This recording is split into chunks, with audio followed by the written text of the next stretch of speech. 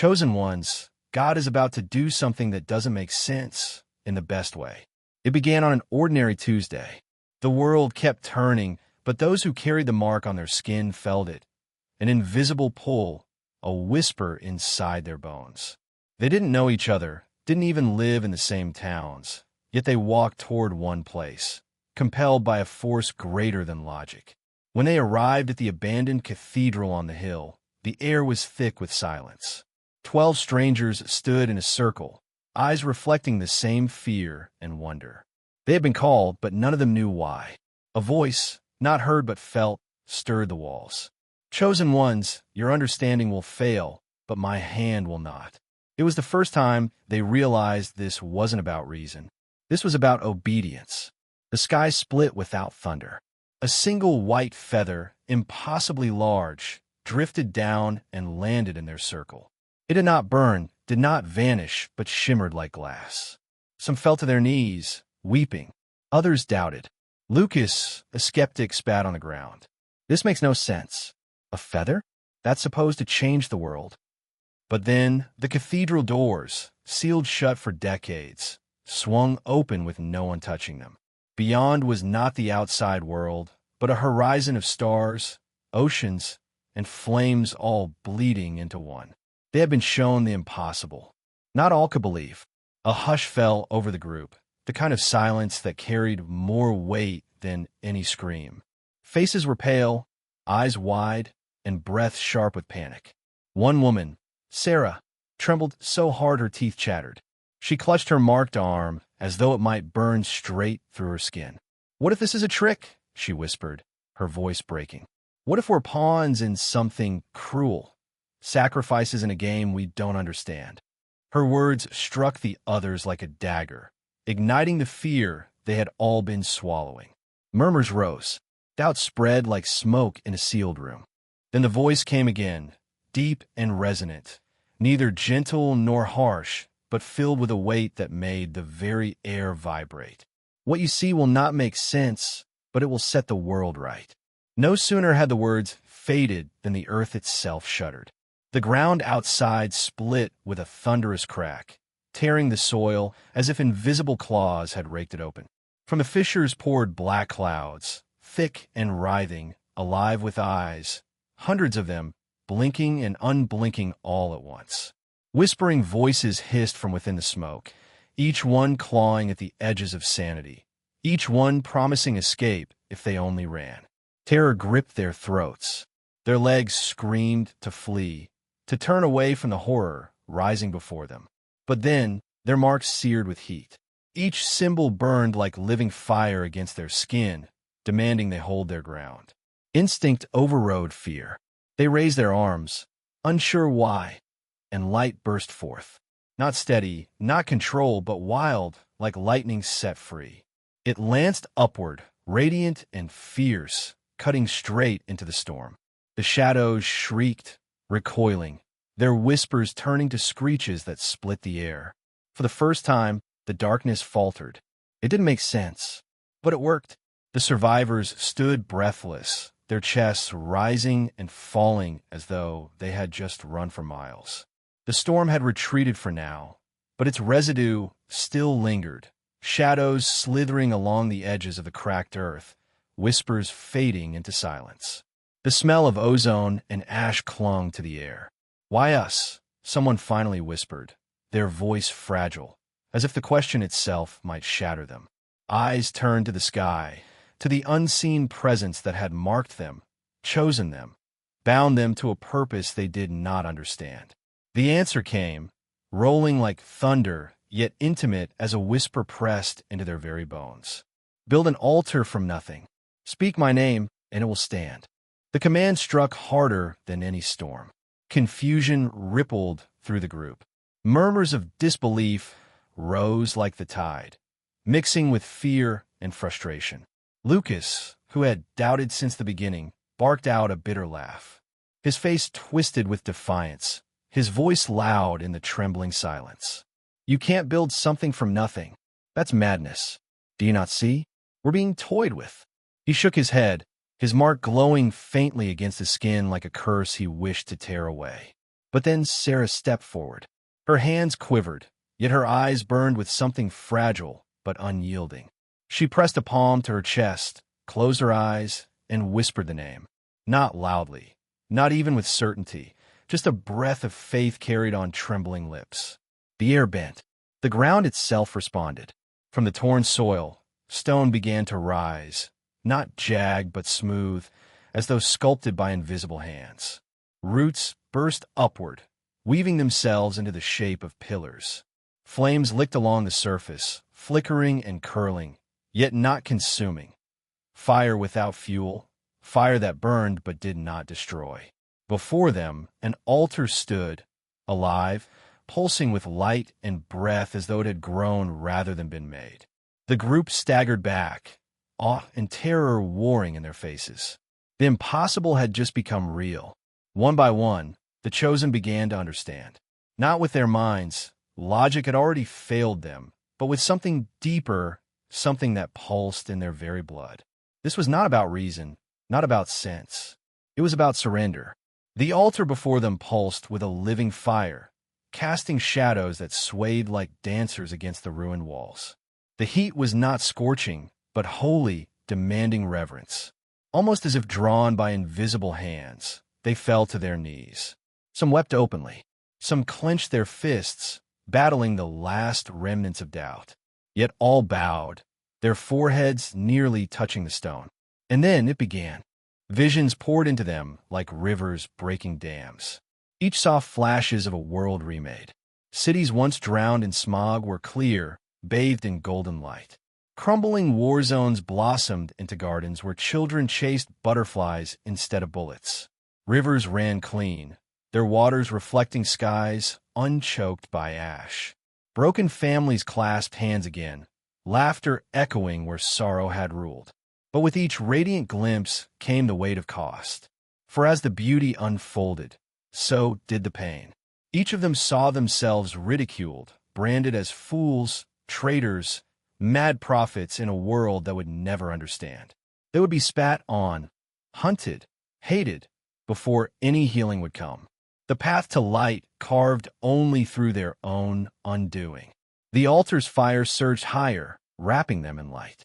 And then the voice thundered again, so mighty it shook the marrow of their bones, yet so close it felt whispered into their very souls. Chosen ones, what I am about to do will not make sense to the world. But when it is finished, every knee will bow.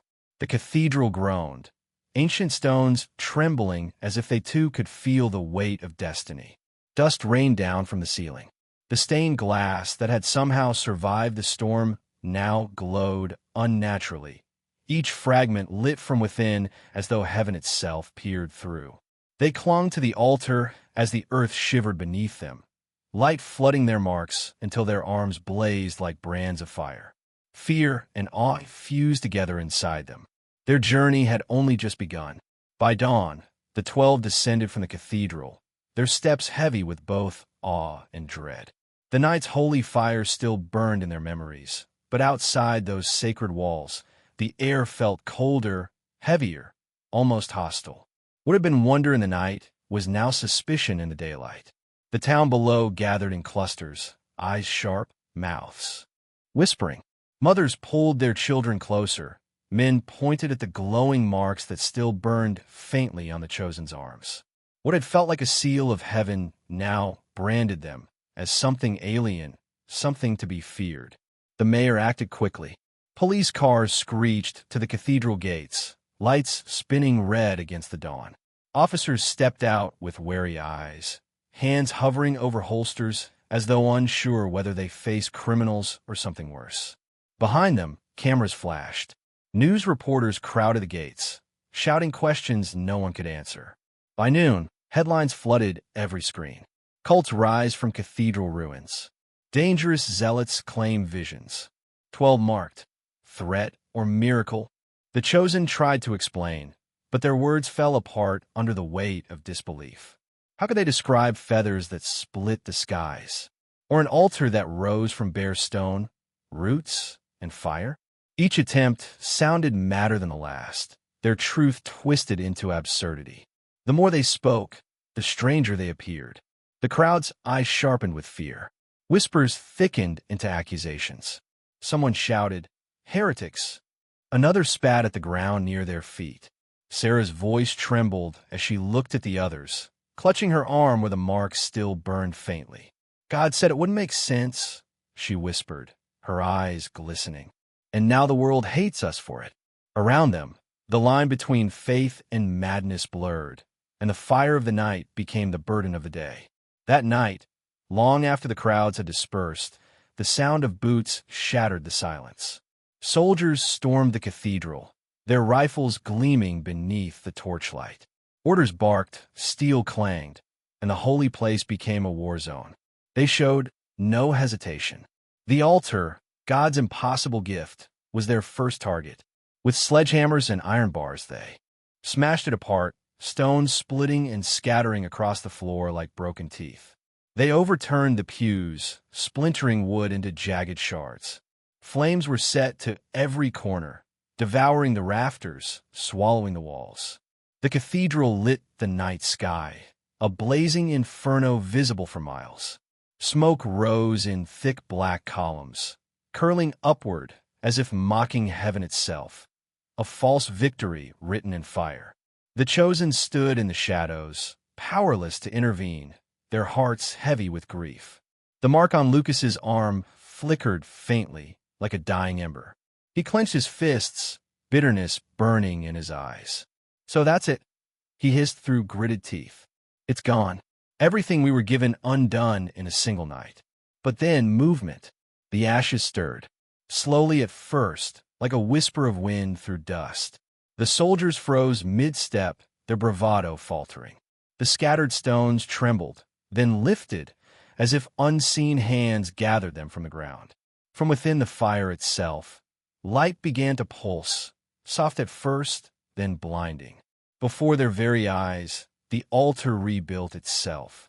Stones fused together, roots rewove, flames curled upward, but this time the fire did not consume.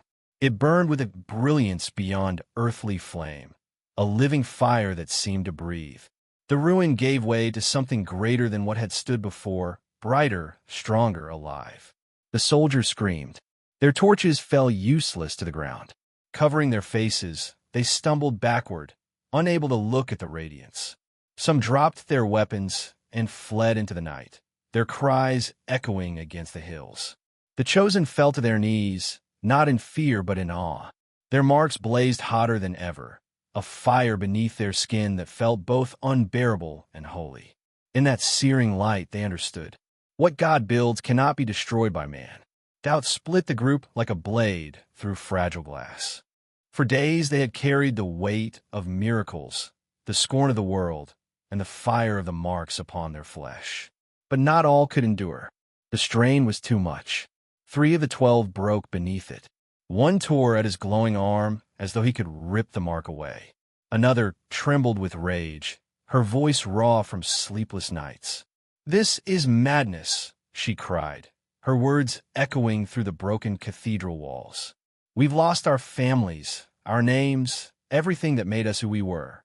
For what? Visions no one believes." Tears streaked their faces, their shoulders bent not only from fear, but from the unbearable cost of being chosen. And with that, they turned. Without another word, they walked away, their footsteps fading into the night, swallowed by the shadows beyond the ruined gates. The 9 who remained stood frozen, hearts breaking as they watched their brothers and sisters vanish. Some reached out instinctively, hands trembling, but none could move to stop them. They wept openly, grief pouring out in sobs that mixed with the crackle of the still-living altar fire. But they did not chase. They knew faith could not be forced. Then, as silence fell heavy upon them, the voice returned. Not thunderous this time, but low, mournful, carrying the weight of eternity itself. Even among the chosen, not all will endure. But my promise stands. At those words, heat surged through the 9. Their marks blazed, brighter than ever, searing like molten fire pressed against their skin. Yet the pain carried a strange peace, a sealing of purpose. The glowing symbols etched themselves deeper, no longer faint signs, but carved as though written into their very souls. The 9 shuddered under the weight of it, realizing the truth. There was no turning back. They were bound forever. The 9 were led into the city square, their feet moving as though pulled by an unseen current, a force far greater than their own. They did not resist. It was as if heaven itself had gripped their very bones and drawn them forward. The square overflowed with people. Thousands pressed in, shoulder to shoulder, their faces twisted with anger, fear, and mockery. Voices rose in a storm of jeers. Blasphemers! Deceivers! End it before it spreads. Stones were lifted into trembling hands, weapons of hatred born from misunderstanding. Mothers shielded their children, but not out of reverence, out of disgust, as though the 9 carried a plague. The chosen stood in the center, surrounded, their glowing marks bright, even in daylight. Their hearts pounded, yet none fled. Some closed their eyes. Some whispered prayers.